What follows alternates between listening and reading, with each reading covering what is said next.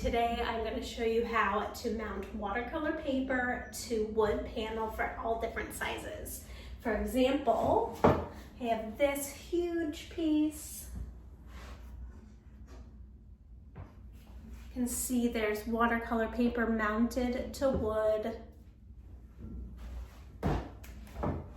Great for large sizes, great for small. So let's talk about how to do this start to finish. All right, welcome back, or welcome in general. My name is Jenna and I'm really excited to share this whole process with you.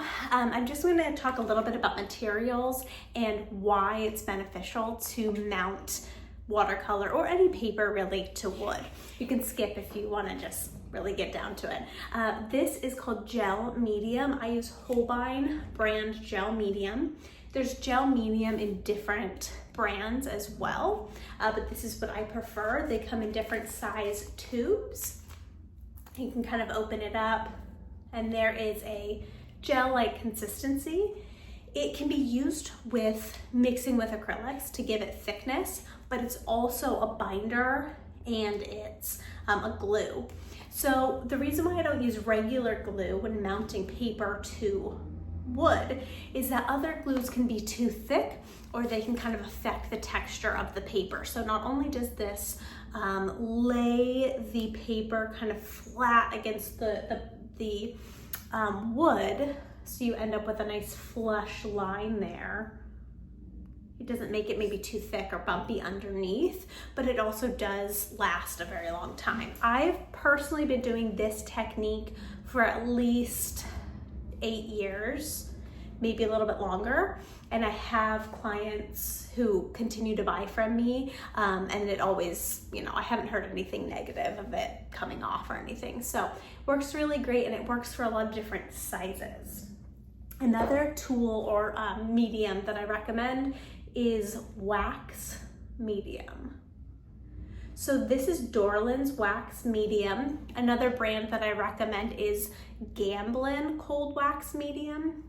Pretty much the exact same thing. I've used both. This one, I'll do a demo in just a little bit, but this is what it looks like. And these two things also come in smaller sizes. So if you're not really willing to commit to this huge project, you can get these in smaller. This is going to be what helps varnish the pieces. So it's kind of hard to see on camera, but there is a full wax varnish on this. You can feel it a little bit, clients can feel it.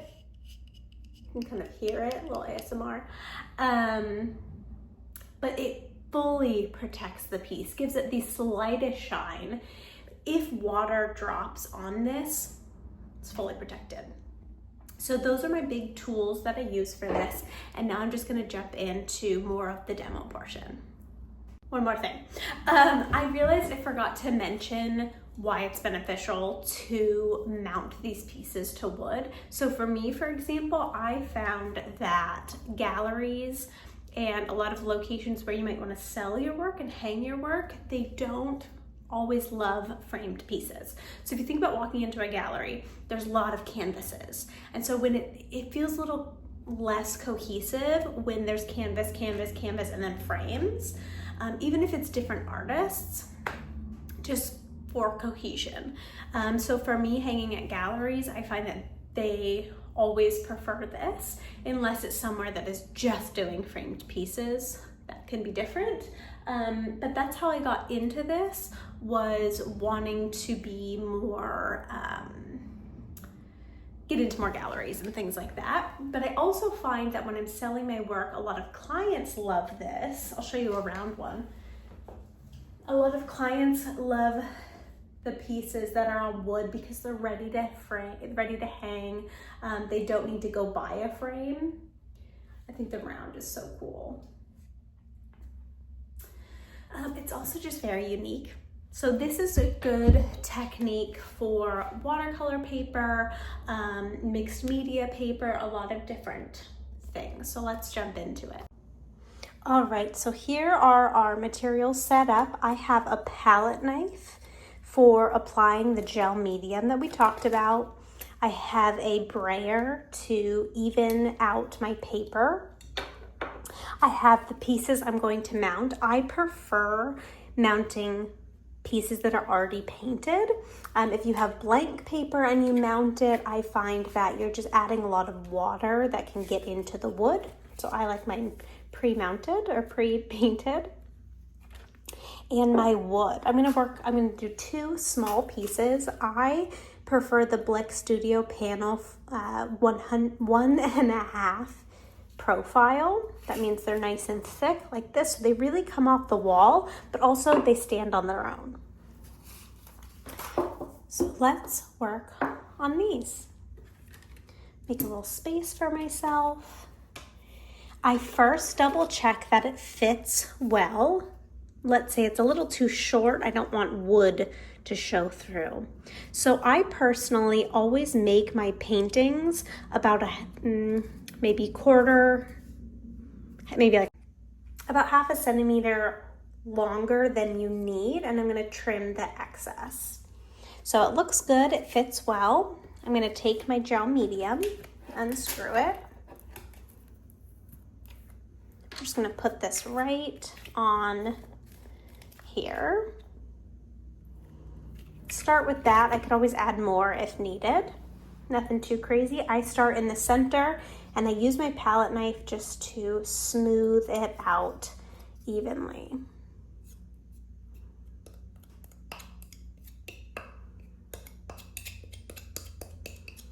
So I'm trying to even it out. It does not have to be perfect, but it is really important that you get all of your edge, especially so something's not lifting off the wood. I also try to make it relatively equal. There's no area that has a big thick chunk ideally. That looks pretty good.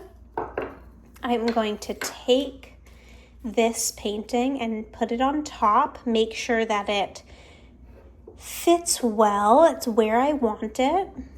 I'm going to take my brayer and just smooth this over the top. This is more of a technique for larger pieces on wood, but it works here as well.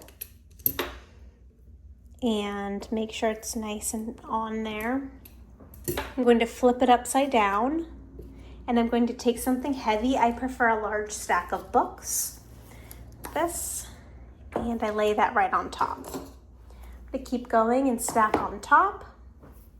So adding a bit of sometimes I just kind of dip this in there. Adding something heavy on top is what's going to help make sure everything's nice and weighed down. Gives it a little pressure so it really sticks well. So same thing, I'm just making sure all of my edges are smoothed out. I also am trying to work relatively quickly. This is a glue type substance, so it will dry on ya. Looks good to me. It's all coated and covered. I'm going to take my succulent painting here, make sure it's where I want it, roll it on. This just gets out any bubbles and pushes it on nicely. See, there's a little extra glue here. I'm just gonna wipe off with my finger. Then again, I have some cookbooks, heavy books I put right on top. Maybe a few extra. And there we go. Now that this will cure for about, I try to give it a day, 24 hours, but maybe 12 hours. Alrighty, so these ones were already done a little while ago. You can see I stacked them with books. You can also see how they have a little extra paper on the edges. So I'm going to unstack them. They're obviously different than the ones I did earlier. And I just make sure that they're always fully covered when you're mounting them, so the whole surface area has weight on it. And then what I do is I take a cutting mat like this and I trim the edges. So I'm really important to make sure you have a little extra paper hanging over. And then I take a box cutter or X-Acto knife or something really sharp and pushing down on this, I just kind of clean up the edges. And I do that on all of the sides.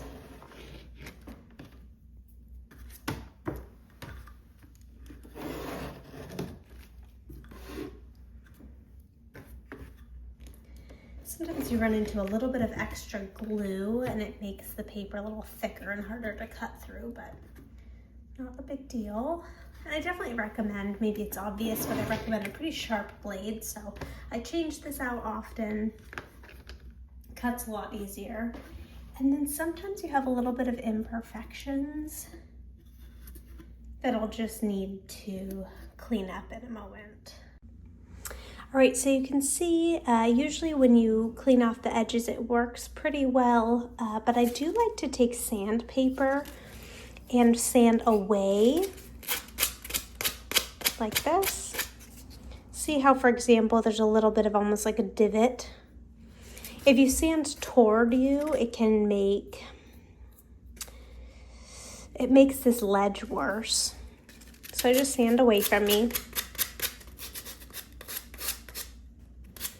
And slowly, I only do a little bit and then double check it, a little bit more. Because really, you don't need to do a lot. Looks quite a bit better, more cleaned up. See how there's this little, almost like lip right there, that edge. Sand away from me.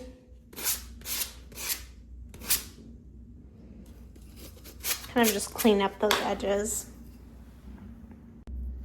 Okay, so next I'm going to varnish. I use this Dorlands wax medium or Gamblin cold wax medium. Either one works great. They come in different sizes. It's a resin that can be mixed with paint and pigments, or you can use it to protect, and it protects perfectly. So what I do is I take off the lid. I prefer to use a glove just because using it straight, kind of messy, to be honest. And then, easy disposable glove. Take a little bit, no huge right or wrong. You'll figure out how much you need the more you do it. And I usually start in the center and then buff it out. So I use cold press or rough watercolor paper. What that means is I have a textured paper, and the textured paper has these little divots or crevices you can almost see. So what I'm doing is I'm buffing this over the paper to really fill in all of those crevices.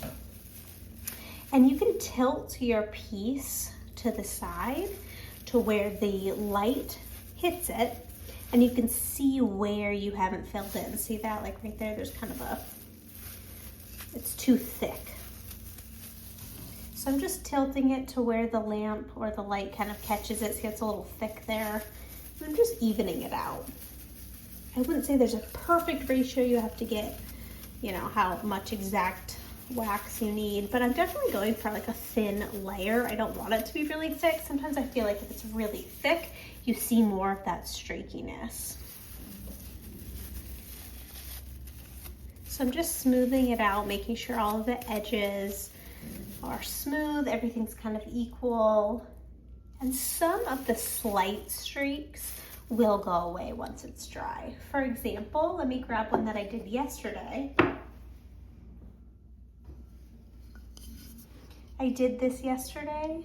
Oh, there's a little hair in there, but that's okay. And you can also see that sometimes I do the sanding later. I could sand that edge clean and then I can kind of wipe this hair off, not a big deal. So I can feel that there's wax, but you don't really see too much. I'm gonna do one more for you.